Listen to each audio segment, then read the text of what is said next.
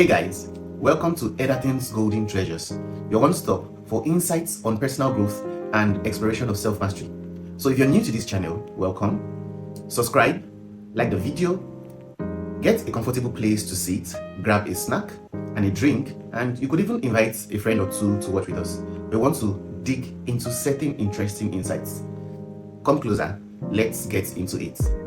Consider the commandments I want to give you as your playbook that you can rely on at all times.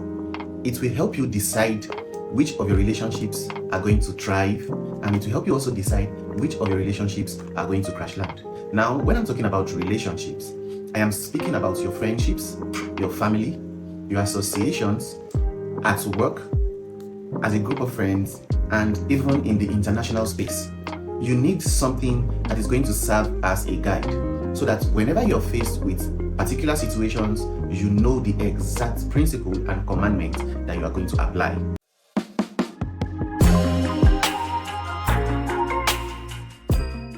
In my previous videos, I have shared in detail the building materials that you will require for balanced, healthy, happy, and long-lasting relationships. And I would like you to take your time to explore those videos and listen to insights on how to build relationships even if it is from scratch. However, these commandments I want to give you today are applicable in everyday life. I want you to pay attention as we go through these commandments.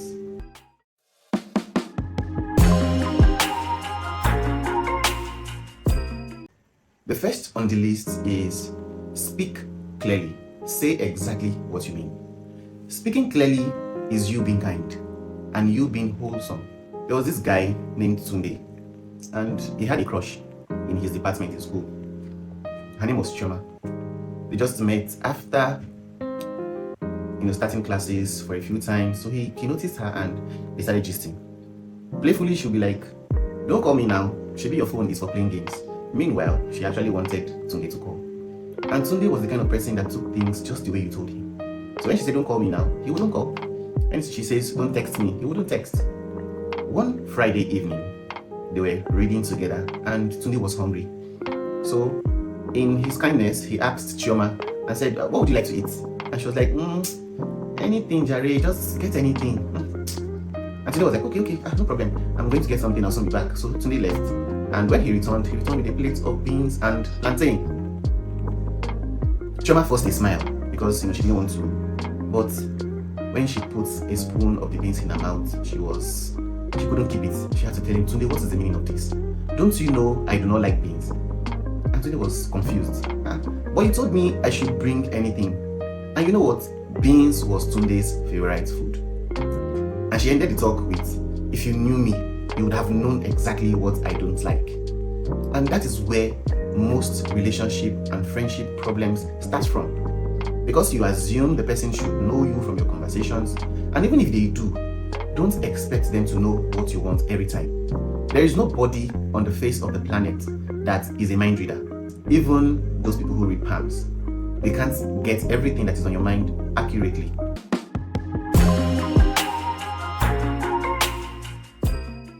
The next commandment is, "Thou shalt listen respectfully." Listening is not waiting for your turn to talk. It is shutting up and listening to what the person has to say wholeheartedly. This means that it is not a competition on who can complain the most or who is going through more suffering, especially in the cases where the person has come to you to explain how they feel, to pour out their minds. Or also, it can flip in cases of celebrations that require you to congratulate rather than overshare on your part. Yours is to listen, rejoice with them, and congratulate them. In a team I worked with a while back, there was this guy who, we call him Mr. Sufferhead.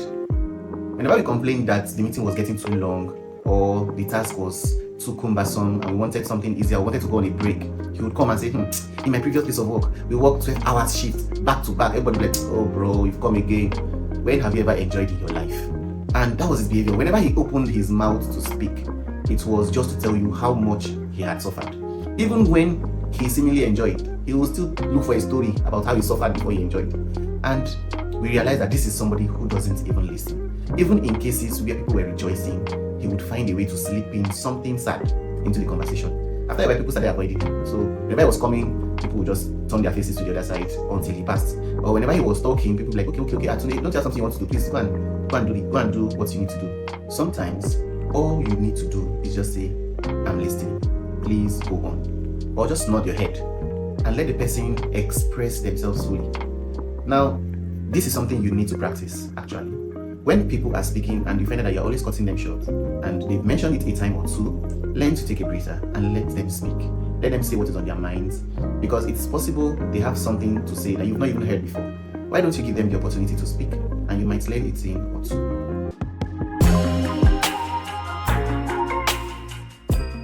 The next commandment on my list is, thou shalt always give feedback. This is quite critical. When you are collaborating with people, it is key that you keep them in the loop. Don't just agree on something and then go into ghost mode, go into silence mode. When you're achieving and you are producing, make sure you are informing. If it's a friend and you have something planned, you have a program planned, and you're supposed to do something together before you go for that program, make sure that you carry your friend along. A social media management company in Lagos had a very big client. He gave them a job and demanded for results in 2 weeks. The company pulled all their resources together and they delivered in less than 2 weeks. So when the job came in, they evaluated the job, it was great. The manager, who is the client, assigned his personal secretary to make the payment. So when he told her over the phone, I want you to quickly make this payment, she said, okay sir, no problem sir. And she went ahead and actually made the payment. But she did not call back to tell him, I have made the payment. Now, the payment that she made went through successfully. But because the boss didn't get any feedback, he sent a mail, this time to his second PA. And immediately the second PA got the mail, made the payment, called him and told him, I've made the payment to the customer and this is the receipt. It was at the end of the day that he realized that there was a double debit on the company's account. And he called the second PA to ask her, did you pay twice? And she said no. Then he remembered that he had told his first PA over the phone to make payments. Then he called her and said, did you actually make the payment I asked you to make in the morning? And she said, yes, I made it immediately. And he was like, why didn't you tell me so? Now, this payment was in millions. By the time they called the social media company to complain, that money had already been spent. Before they were able to recover that money, it took over 2 weeks, and that had affected their business as well. Now, you can imagine if this kind of mistake or transaction was in the tune of billions. That single lack of feedback would have cost the customer a lot. And this happens in so many spheres. For example, you have a pregnant woman who doesn't give feedback. She's in pain and she's supposed to tell you, I'm feeling this way, and she doesn't speak. How do you know exactly what is going on? Or you have kids that have not been trained to give feedback. The same thing happens. So always learn to give feedback. It helps both parties and it makes life much, much easier.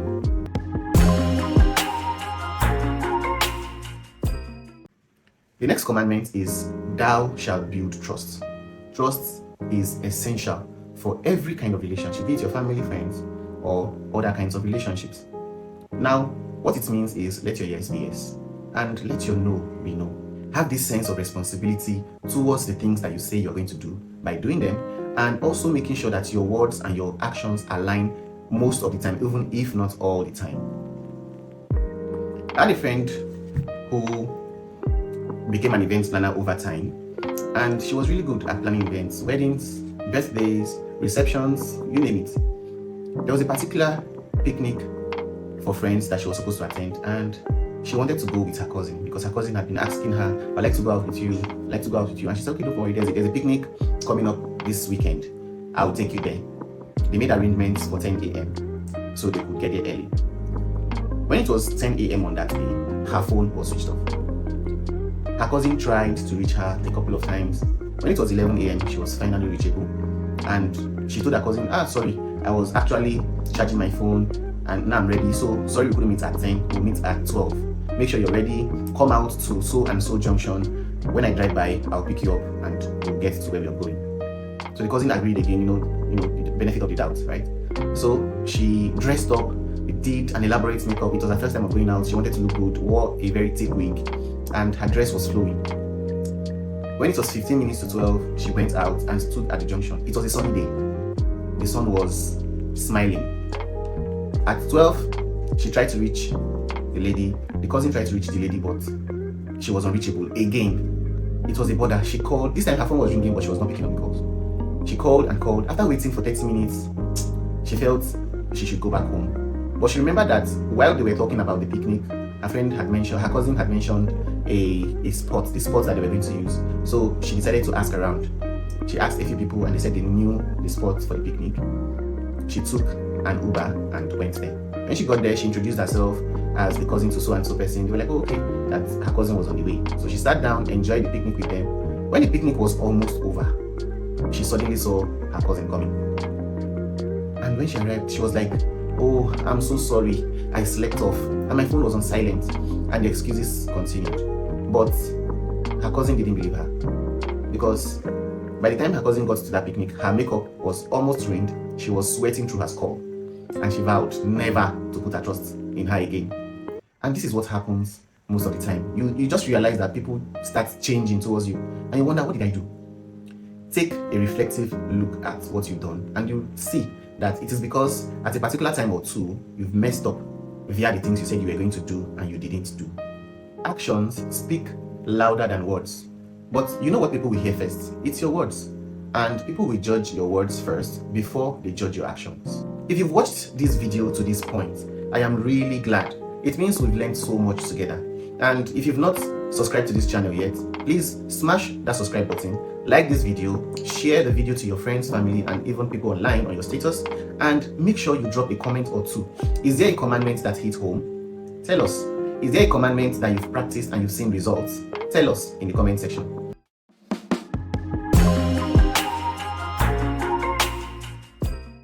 The next commandment on my list is, thou shalt find something mutual to do. The truth is that shared activities create a greater bond between people.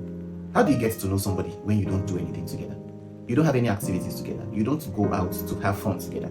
You don't talk about things together. There's no way. You would only know a peripheral part of their lives without actually knowing who they are. You won't know their strengths, you won't know their weaknesses, you won't know what makes them happy or what makes them sad.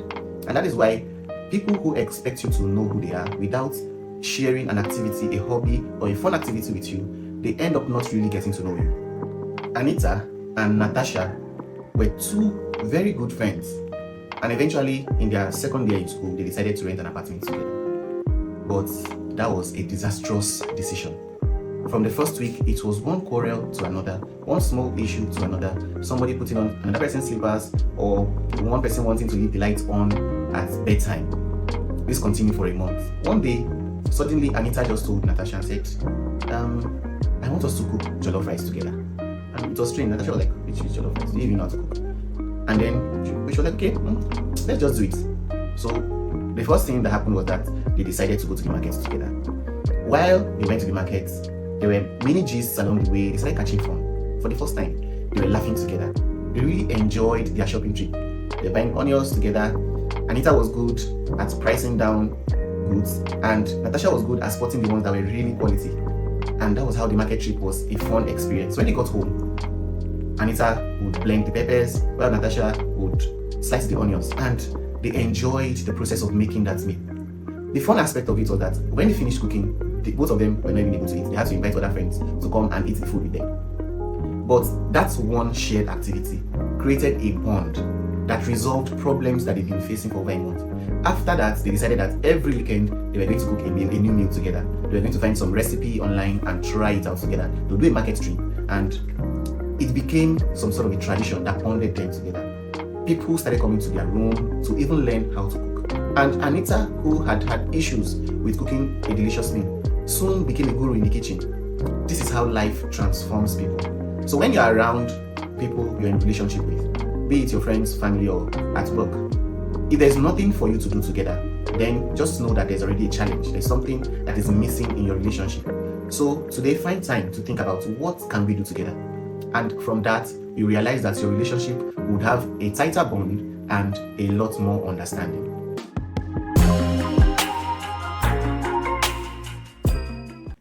The next commandment is, thou shalt be flexible.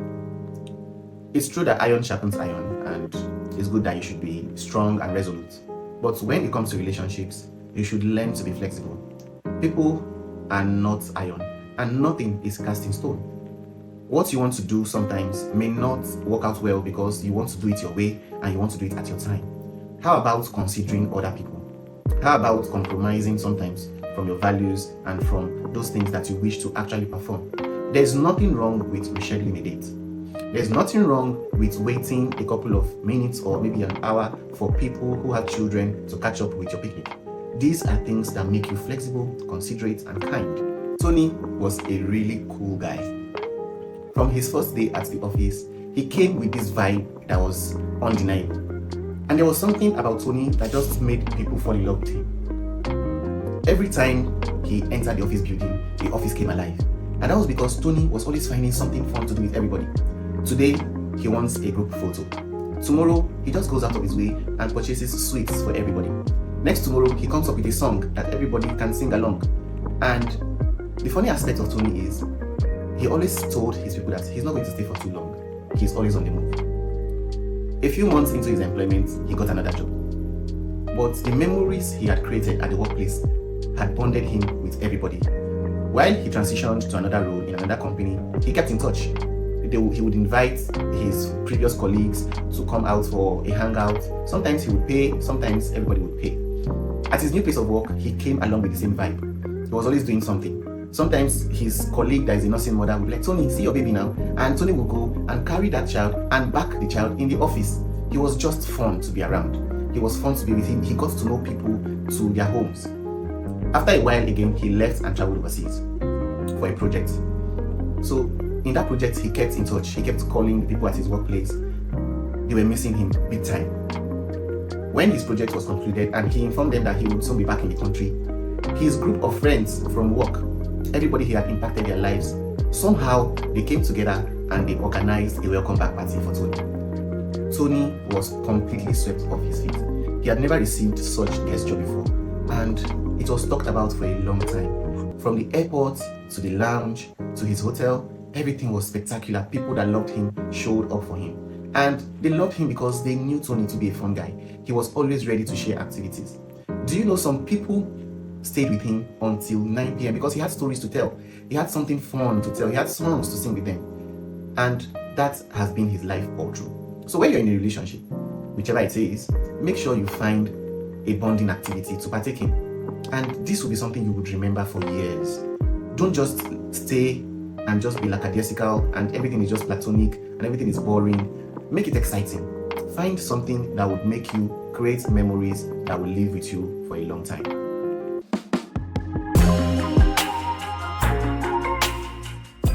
The next commandment is, thou shalt create boundaries.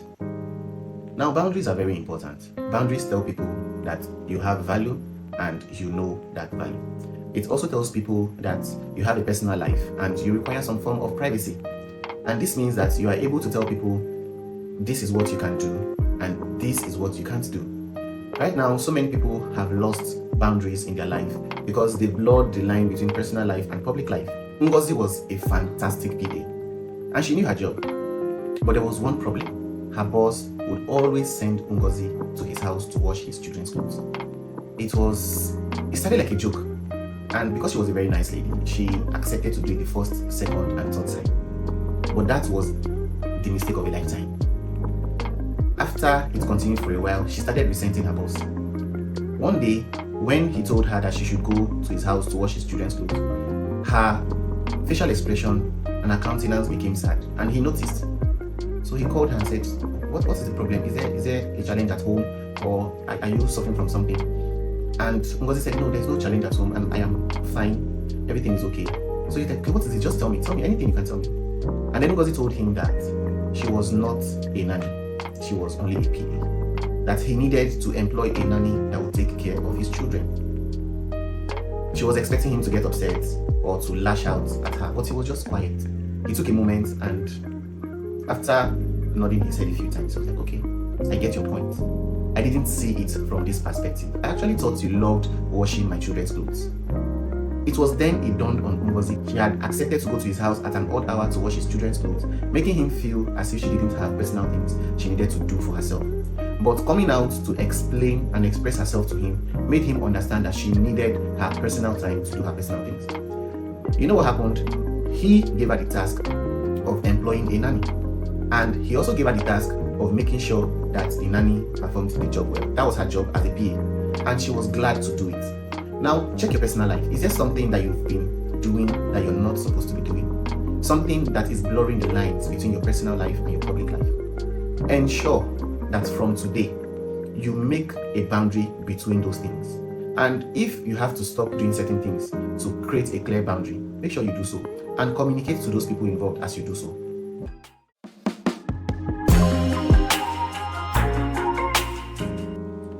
The next commandment on my list is, thou shalt love yourself.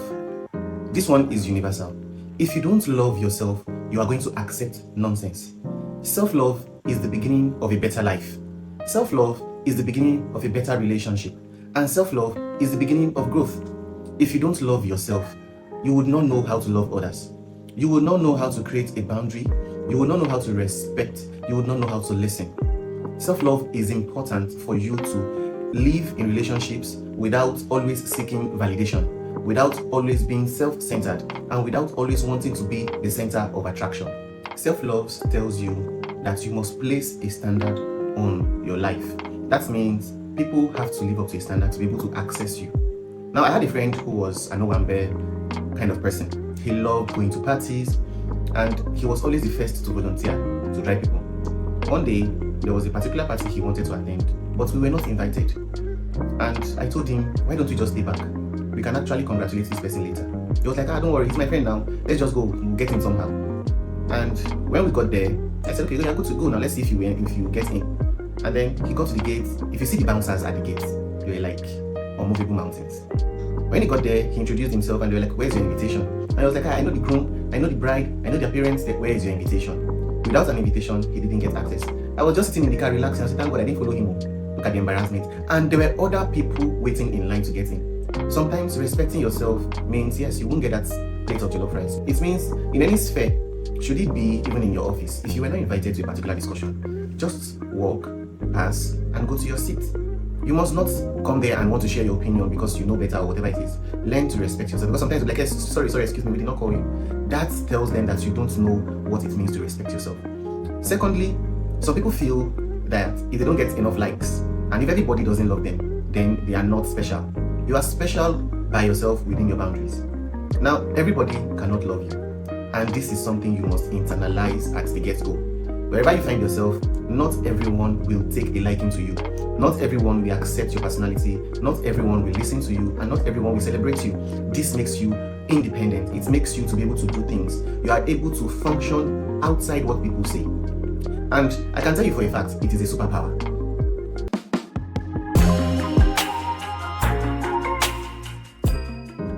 The next commandment I have on my list is, thou shalt grow. It sounds funny, doesn't it? I mean, you're already grown up, but you still need to grow in other aspects. In your finances, in your health, in other areas of your life, you need to grow. Meaning, people shouldn't meet you exactly where they left you. You must learn to advance in several areas. If you were the type of person that couldn't speak properly last year, this year you should be able to speak properly because you must have trained yourself. That means you must invest in personal development. And the fact that you're even watching this video tells me that you are interested in growing. And for that, I am really glad. I've seen cases where two wonderful friendships have started at the same pace, but in the space of 5 years, there was a visible difference.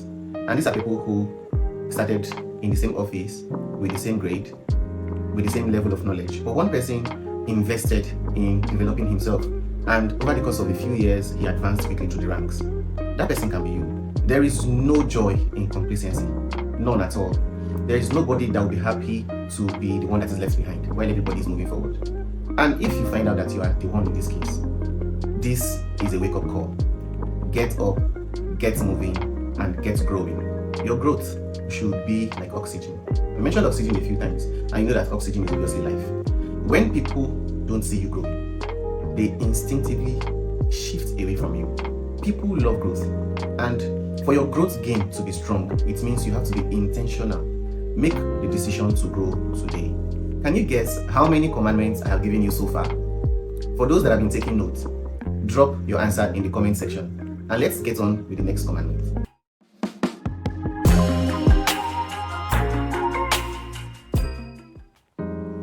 Thou shalt only stay where your energy is reciprocated. This is a very simple and powerful commandment. If you look around you, you will find so many examples of this particular commandment.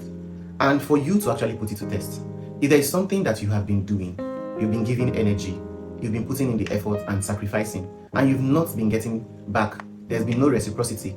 Now, just take a breather and stop. Wait and see what happens. If after a week, the person you've been doing this thing to does not notice, it means you're in a place where your energy is not reciprocated. Check your relationships. Are there people who are giving back? Are there people who are sacrificing for you too? Are there people who have paid their dues just the way you've paid yours? If there is somebody in your life who is just cruising and enjoying free loads, let that person realize that they also need to put in effort. Relationship requires two people to make it work, or at least two people to make it work. So if you're the only one giving, you're the only one calling, you're the only one loving, you're the only one caring, there is a problem. It means your relationships are not balanced. And to have a balanced relationship, it must be two-sided. There must be reciprocity and there must be return of energy. If you've watched this video to this point, I am really glad. It means we've learned so much together. And if you've not subscribed to this channel yet, please smash that subscribe button, like this video, share the video to your friends, family, and even people online on your status, and make sure you drop a comment or two. Is there a commandment that hit home? Tell us. Is there a commandment that you've practiced and you've seen results? Tell us in the comment section.